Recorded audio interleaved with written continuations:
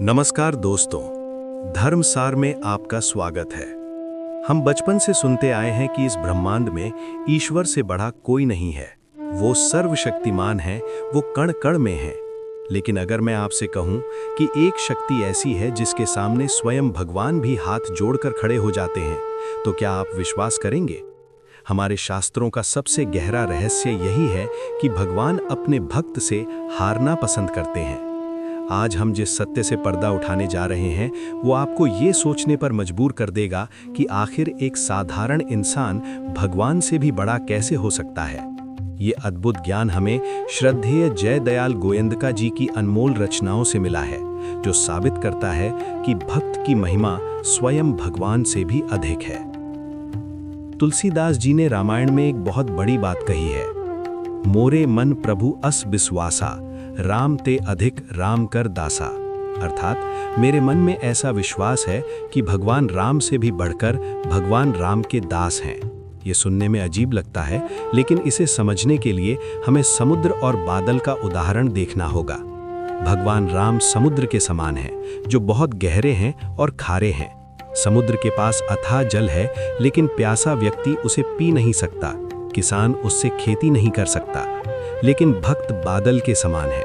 बादल उसी खारे समुद्र से जल लेता है और उसे मीठा बनाकर पूरी दुनिया पर बरसा देता है। भगवान की शक्ति का लाभ शायद सबको ना मिले, लेकिन जब वो शक्ति भक्त के हृदय में आती है तो वो दया बनकर सब पर बरसती है। इसी बात को और गहराई से समझाने के लिए संतों ने कहा है कि चंदन तरु हरि संत समीरा, अर्थात भगवान चंदन के वृक्ष के समान है, लेकिन भक्त पवन के समान है। चंदन अपनी सुगंध अपने पास ही रखता है, लेकिन वायु उस सुगंध को लेकर चारों दिशाओं में फैला देती है और आसपास के साधारण वृक्षों को भी चंदन बना देती है। भक्त भगवान के प्रेम को जन जन तक पहुंचाने का कार्य करते हैं, इसलिए उनका दर्जा स्वामी से भी ऊंचा हो जाता है। इस बात का सबसे बड़ा और प्रत्यक्ष प्रमाण हमें महाभारत के उस प्रसंग में मिलता है जहां धर्मराज युधिष्ठिर की परीक्षा ली गई थी। जब पांडव स्वर्ग की यात्रा पर थे तो एक एक करके सब गिरते गए। अंत में केवल युधिष्ठिर और उनके साथ चल रहा एक कुत्ता बचा। जब इंद्र अपना रथ लेकर युधिष्ठिर को लेने आए तो उन्होंने कहा, राजन, रथ में बैठिए, स्वर्ग चलिए। युधिष्ठिर ने कहा, ये कुत्ता मेरा साथी है, ये भी मेरे साथ चलेगा। इंद्र ने मना कर दिया, ये कहते हुए कि कुत्ता पालने वाला स्वर्ग में नहीं जा सकता, ये नियम के विरुद्ध है। अब जरा सोचिए, एक तरफ स्वर्ग का सुख था और दूसरी तरफ एक जानवर। लेकिन युधिष्ठिर ने कहा, मैं ऐसे स्वर्ग को ठुकराता हूं जहां मुझे अपने शरण में आए हुए साथी को छोड़ना पड़े। उन्होंने कहा कि भक्त के लिए स्वर्ग तो एक बहुत साधारण चीज है, असली धर्म है साथी का त्याग न करना। युधिष्ठिर ने भगवान के नियम यानी स्वर्ग को ठुकरा दिया, लेकिन धर्म को नहीं छोड़ा, और तभी वो कुत्ता अपने असली रूप में आ गया। वे साक्षात धर्मराज थे। भगवान प्रसन्न हो गए क्योंकि भक्त ने अपने सुख के लिए अपने आश्रित का त्याग नहीं किया। यही भक्त की महानता है। मित्रों, भगवान और भक्त में एक बहुत बड़ा अंतर होता है, दया का। भगवान दयालु हैं, लेकिन वे न्याय भी करते हैं। लेकिन संत और भक्त अकारण दयालु होते हैं। गीता में भगवान ने भक्त के लक्षण बताते हुए कहा है, अद्वेष्टा सर्वभूतानां मैत्रः करुण एवचा, यानी जो किसी भी प्राणी से द्वेष नहीं करता। वसंत ऋतु में पेड़ों पर नए पत्ते आते हैं, लेकिन बैंत पर नहीं आते, इसमें वसंत का क्या दोष? उसी प्रकार भगवान की दया सब पर है, लेकिन जो पात्र नहीं है उसे नहीं मिलती। परंतु भक्त ये नहीं देखता। गंगा जी ये नहीं देखती कि प्यासा पापी है या पुण्यात्मा, वे सबकी प्यास बुझाती हैं। भक्त की सहनशीलता का उदाहरण देखिए। अगर कोई पेड़ को काटने कुल्हाड़ी लेकर भी आए तो पेड़ उसे भी छाया और फल ही देता है, उसे धूप में नहीं जलने देता। ठीक ऐसे ही महात्मा लोग अपना अपकार करने वाले यानी बुरा करने वाले का भी उपकार ही करते हैं। भगवान पापी को दंड दे सकते हैं, लेकिन भक्त पापी को सुधार कर भगवान के चरणों तक पहुंचा देता है। एक बार ऋषियों में बहस छिड़ गई कि तपस्या बड़ी है या सत्संग। वशिष्ठ जी ने कहा सत्संग बड़ा है और विश्वामित्र जी ने कहा तपस्या बड़ी है। निर्णय लेने के लिए वे शेषनाग जी के पास गए। शेषनाग जी पृथ्वी का भार अपने सिर पर उठाए हुए थे। उन्होंने कहा कि मैं तभी न्याय करूंगा जब तुम थोड़ी देर के लिए मेरे सिर से पृथ्वी का भार ले लो। विश्वामित्र जी ने गर्व से कहा, मैं अपनी 10,000 वर्ष की तपस्या का फल देता हूं, पृथ्वी टिक जाए। पृथ्वी नहीं टिकी। उन्होंने 60,000 वर्ष का तप अर्पण कर दिया, फिर भी पृथ्वी स्थिर नहीं हुई। तब वशिष्ठ जी ने कहा, मैंने जो एक क्षण का सत्संग किया है उसका फल अर्पण करता हूं। और दोस्तों, चमत्कार हो गया, पृथ्वी तुरंत स्थिर हो गई। इससे सिद्ध हुआ कि 60,000 वर्ष की कठोर तपस्या एक तरफ और एक क्षण का सत्संग एक तरफ। सत्संग यानी भक्त का संग। इसलिए कहा जाता है कि तीर्थ, व्रत और तपस्या में वो ताकत नहीं जो एक सच्चे भक्त के संग में है। भगवान अपने भक्त से इतना प्रेम करते हैं कि वे अपना अपमान सह सकते हैं, लेकिन भक्त का अपमान नहीं।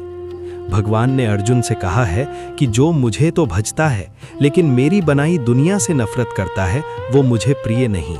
इसे जयदयाल गोयंदका जी एक बहुत ही सटीक उदाहरण से समझाते हैं।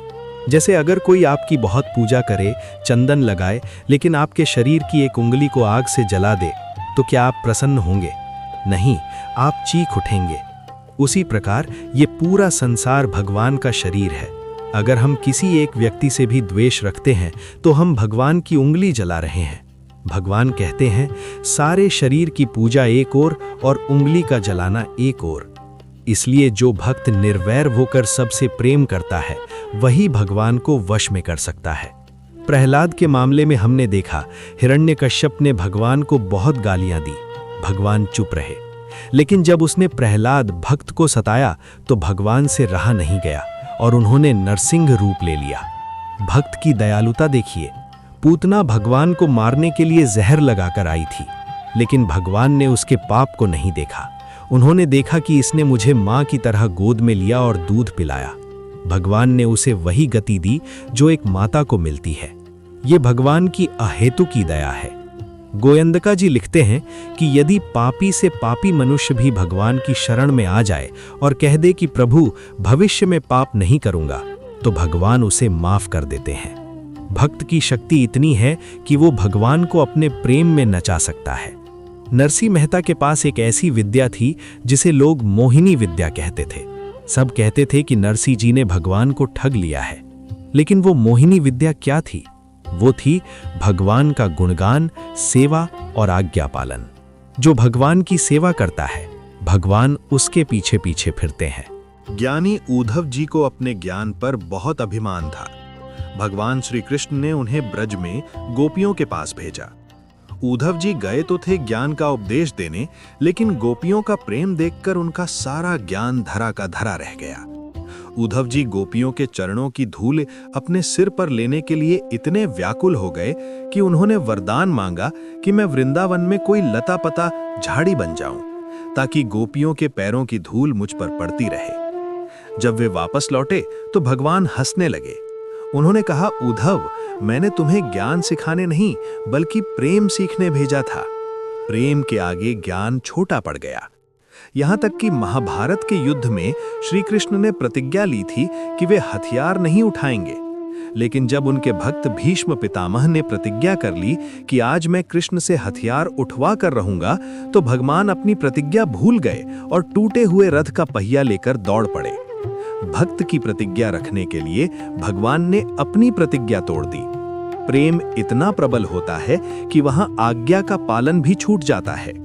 जटायु ने भगवान की आज्ञा का इंतजार नहीं किया कि जाओ सीता को बचाओ, वो सीधे रावण से लड़ गया। दशरथ जी ने राम के वन जाने पर प्राण त्याग दिए। उन्होंने ये नहीं सोचा कि राम की आज्ञा मानकर जिंदा रहूं। जहां विशुद्ध प्रेम होता है, वहां नियम नहीं चलते। तो दोस्तों, भगवान से बड़ा बनने का एक ही रास्ता है, निष्काम प्रेम। प्रहलाद ने भगवान से कहा, अगर मैं आपसे वरदान मांगूं तो मैं भक्त नहीं, व्यापारी हूं। भगवान देने के लिए तैयार खड़े हैं, लेकिन भक्त लेने से मना कर देता है, और यही बात भक्त को भगवान के सिर का ताज बना देती है। हमें भी अपने जीवन में ऐसा ही प्रेम और समर्पण लाना चाहिए। अगर हम सबके प्रति दया का भाव रखें, किसी का दिल न दुखाएं और सत्संग करें, तो हम भी उस श्रेणी में आ सकते हैं जहां भगवान हमारे पीछे चलें। जयदयाल गोयंदका जी की ये बातें हमें यही सिखाती हैं कि अहंकार छोड़कर सेवा और प्रेम के मार्ग पर चलो।